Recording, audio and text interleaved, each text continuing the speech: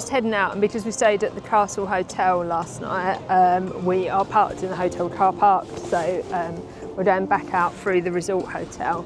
But helpful tip, if you are staying in the Castle Hotel, which was where we stayed, you have to come in via the resort hotel. You have to, at check-in, ask someone for a card to let you use the lift, and then you come upstairs through, and then you walk over to the Castle Hotel, which is just there. Let me turn the camera around so you can see the Castle Hotel just over there. We loved the Castle Hotel, it was amazing. I will just walk you back through as we head out. And you enter the parks via these entrances here, which is much easier and quicker. We didn't rush into the park this morning, but you do get an early entry.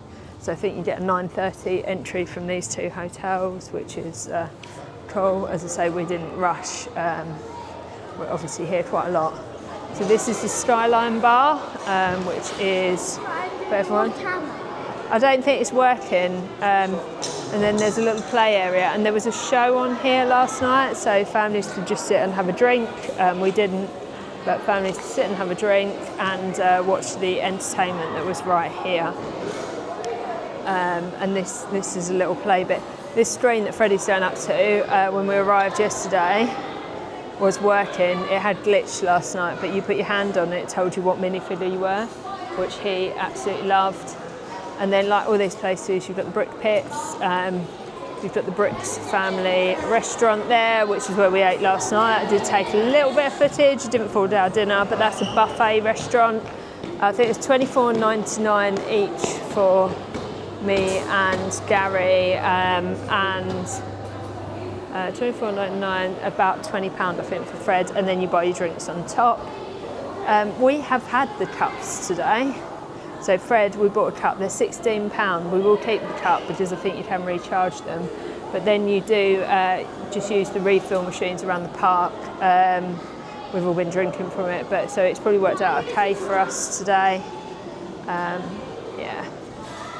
So yeah, I really like this ball and the Lego activities.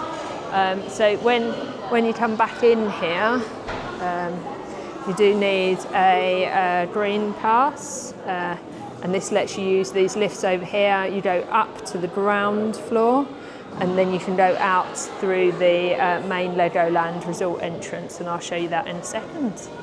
But yeah, just a little tour of the area. So I just thought I'd vlog you in from the front of the LEGOLAND Resort. So we're just literally going through the kind of quite iconic tower under the dragon's tail, noted by Freddie, and then you come into main reception here. At busy times there tends to be someone just on that desk there greeting people. But if not, you've got your normal self-check-in counters and the concierge over there. On this side you have got the hotel shop, which does a few drinks and things like that. As always, decor is really cool, so there's a load of Lego stuff up there. There's a brick pit over here with some kids playing in. And then I really like this. This is a minifigure wall, and the guy's moving along, magnifying them. So we had a good look at this last night, all of the minifigures along the wall there, which is really cool.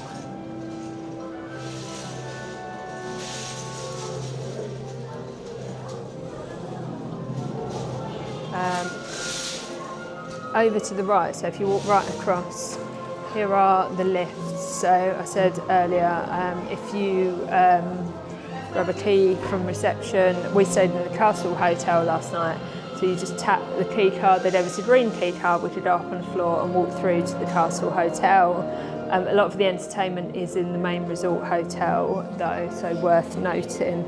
And then just up here, past the shop, that's where the Playroom is, and if you stay in either the resort hotel or the Castle Hotel, then you have access to the Playroom. Probably won't video loads in the Playroom, so there's actually a lot of kids playing in there. Here is the water park bit. We didn't go to this. You do have to pre-book. When I looked, which was quite late, there weren't any slots available. And then over here is all of the different things people have made in the last few days on display with their room numbers. Toilets, and then the Legoland Playroom is here. And this has got a little cafe and things, and a whole load of interactive toys. I like the birthday cake there, very apt for Legoland's 30th birthday. Similarly, we've got a shot of Fred in the banana.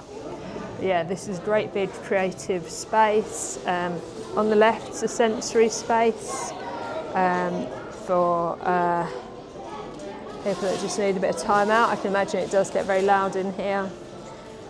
Fred loves this. I'm surprised he's not on this, but there's a create your own animal fish on the screens over there. So you create your fish and then it appears on the screen, which is quite cool.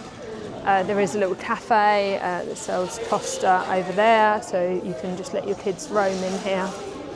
And then, as you can see, there is just loads and loads of brick pits in here.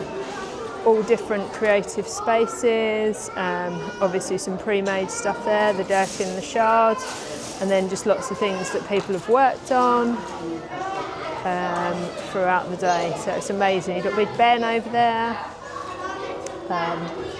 big old train space, you've got Castle Hotel, and you've got a pirate area over here. And then Freddie seems to have moved himself into the Duplo area. So Gary's camped out on a seat there, and Freddie's just clearly playing with another kid over there. But yeah, really nice, really well themed space. And you have access to this. I think they said it opens at 7 in the morning, and I think it closes at 9 at night. So you have free access, creative workshop, don't know what's down there. But obviously a bit of dedicated workshop space, probably for specific events.